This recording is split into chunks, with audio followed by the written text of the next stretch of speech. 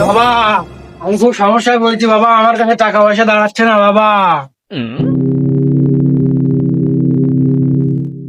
রুখো বাচ্চা, আমি জানতাছি।